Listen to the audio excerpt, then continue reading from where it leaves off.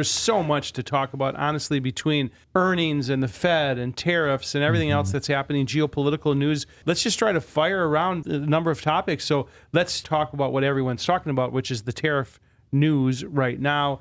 And by the way, President Trump is not only using tariffs for economic issues, he's using them for geopolitical issues. And you saw the tariffs that he laid on India. You're going to have a couple chess moves to explain this one. Oh, yeah. That was really fascinating as far as people were thinking, India was going to be the first one to get a good deal. And then all of a sudden, President Trump threatens additional tariffs on them, mostly because of their purchase of Russian crude oil. Right. And if you kind of think about the announcement that came out on Friday, how Russia and the United States are agreeing to terms of a truce, which would be incredible to say. Let's start with a chat. A chat. Yeah, start with a chat. Some people are characterizing it as a truce. It's not a peace deal or anything yet, but maybe it sets the stage for that. But let's connect those two pieces, right?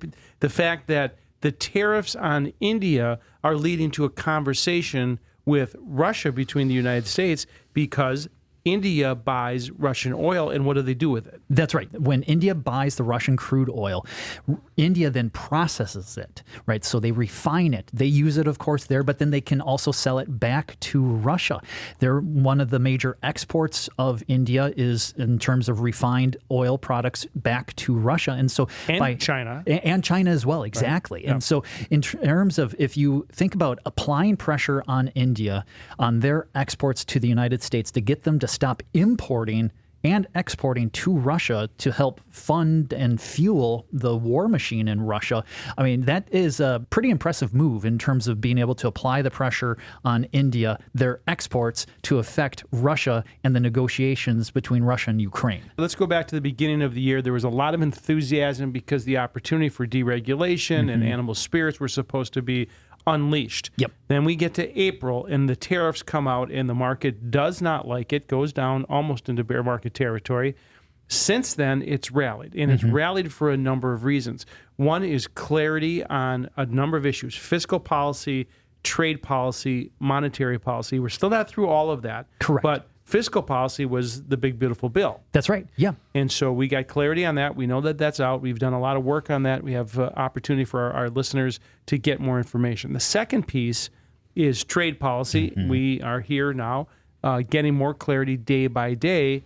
If we get more clarity, that will then lead to Fed policy clarity. That's right. And in terms of Fed policy, if you think about the about face that they did because of the revisions to the Bureau of Labor Statistics, those job numbers, all of a sudden they're starting talking about, well, maybe we will start supporting a rate cut come September. There's also changes on the board of the Fed as far as with Kugler. She has resigned her seat so she could go back to teaching at Georgetown. President Trump nominating Myron, I think is how you pronounce his name, the head of the Council of Economic Advisors. So you're going to have at least 3 board members who are going to be favoring rate cuts. Now, there's 12 people on the committee, and so you do need to get a majority rule, but it does sound like a number of those presidents, so there's 7 board members and 5 presidents, some of those presidents are talking about maybe they'll support a cut.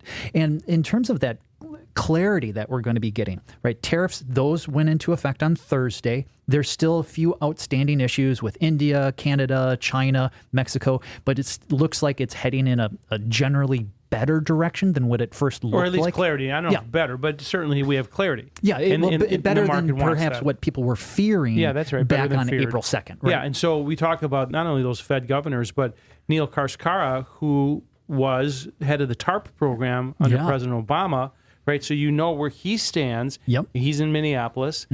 He has started to talk about the same thing. So the betting odds, the poly market odds are now almost 90%, I think, at last look, that we're going to get a rate cut in September.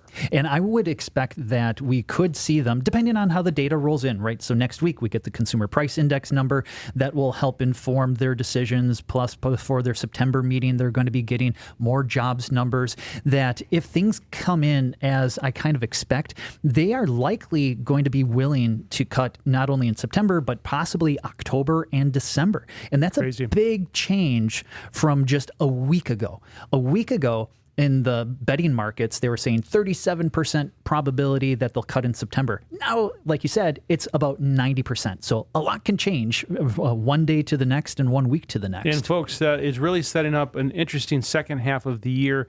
If your portfolio is in set it and forget it, or you'd like a second set of eyes to take a look at it, that's what we do on a daily basis.